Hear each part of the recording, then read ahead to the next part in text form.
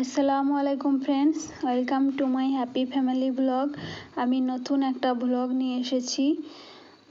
আজকে হচ্ছে সানডে, তো সানডেতে আমি যেগুলো করব সেগুলো বেশিরভাগ তোমাদের সঙ্গে শেয়ার করব। তো সানডেতে আমি আমার ছেলে মেয়ের জন্য চাউমিন, ম্যাগি নইলে পাস্তা এগুলো বানাই। তো আজকে আমি চাউমিন বানিয়ে নিচ্ছি। এখানে কড়াইয়ে তেল দিয়ে তেলটা গরম হয়ে গেলে আমি দুটো ডিম দিয়ে দিলাম আর একটু লবণ দিলাম। তো এটাকে ভালো করে নেড়ে নিচ্ছি। এটা ভুজিয়া হয়ে গেছে। আর এক সাইডে আমি দুটো ছোট আলু নিয়েছিলাম, সেটা ছোট ছোট করে কেটে সিদ্ধ করে নিয়েছি। তো সেটাকে এবার ভেজে নিব।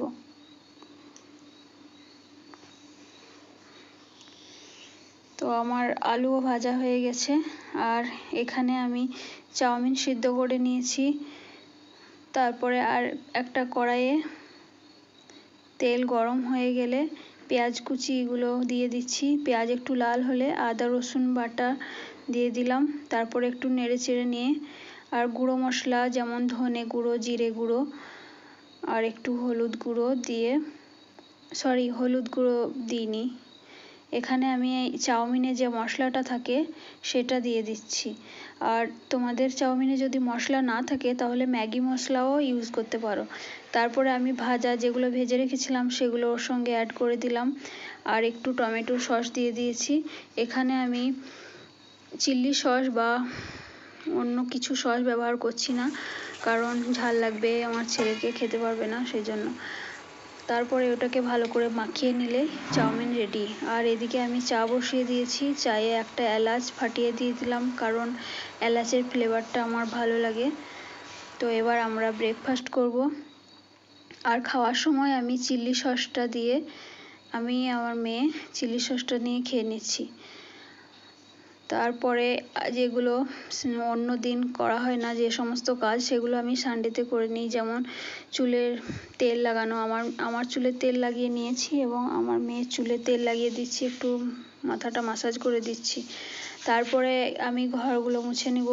আর ঘর মুছতে তো আমি তোমাদেরকে বলেই থাকি, আমার যে ভিডিওতে আমি ঘর মোছা দেখাই সেই ভিডিওতে আমি বলে থাকি আমি কমফোর্ট, লাইজল, ডেটল আর লবণ এই চারটি ইউজ করি। তো চারটে একসঙ্গে ইউজ করি না, এক একটা দিনে এক একটা করি।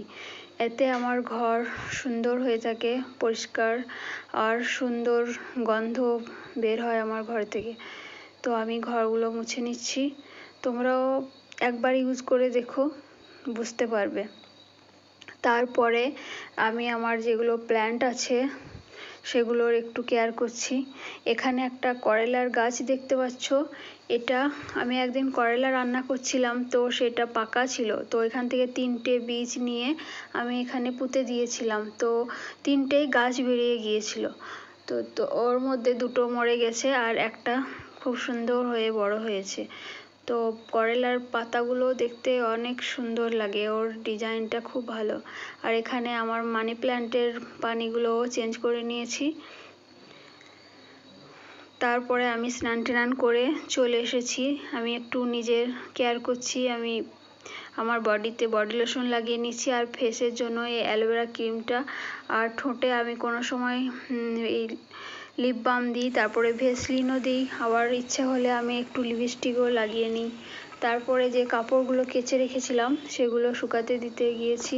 বাইরে গিয়ে দেখছি অনেক মেঘ মেঘ লাগছে আকাশটা। তবুও আমি কাপড়গুলো মেলে দিলাম যাতে পানিগুলো ঝরে যায়, সেই জন্য।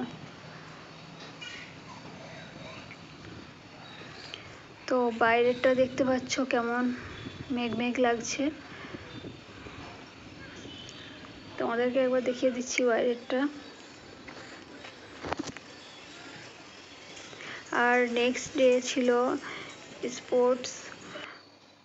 National sports day. তো আমার মেয়ে এটা ড্রয়িং করে পেন্ট করেছে।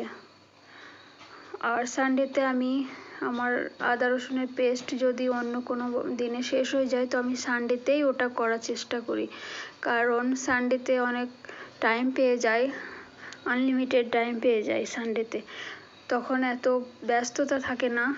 আর অন্য দিনে হয় লিমিটের মধ্যে চলতে হয়, একটু এধার ওধার হলে সব কিছু লেট হয়ে যাবে, স্কুল আছে, টিউশনি আছে, সেগুলো ম্যানেজ করেই চলতে হয়। তো আমি আদা রসুন ছিলে নিয়ে পেস্ট করে নিয়েছি। তারপরে আমি লাঞ্চের জন্য ডিমের অমলেট বানিয়েছি, আর এখানে বাঁধাকপি আলু ভাজা করে নিয়েছি, আর ডাল করেছি। এটা হচ্ছে মিক্সড ডাল।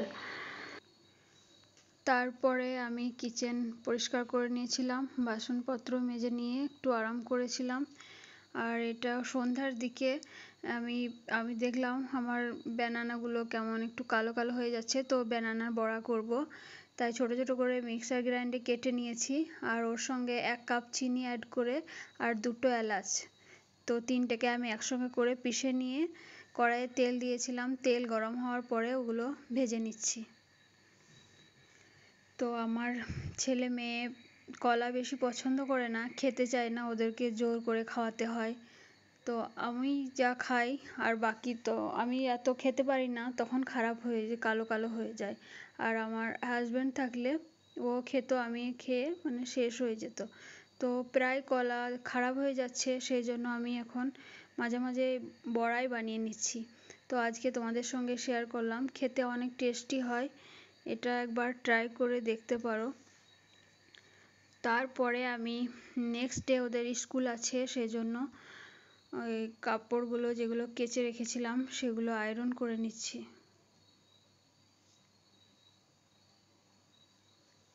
তো সকালে উঠে অনেক ব্যস্ততার মধ্যে থাকতে হয়, এখন যত কাজ গুছিয়ে নেওয়া যায় সেটাই ভালো।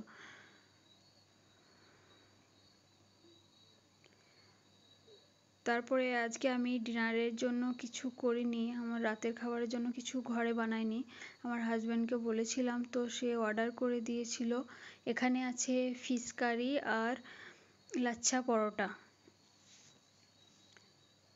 তো এই ফিশ কারিটা অনেক টেস্টি, আমাদের ঘরে যেমন বানায় তার থেকে মানে অন্য রকম টেস্ট লাগে, তো খেতে খুব ভালোই লাগে। তো এটাই আজকে আমরা রাতে খেয়ে নেব। আর এখানে আছে পরোটা।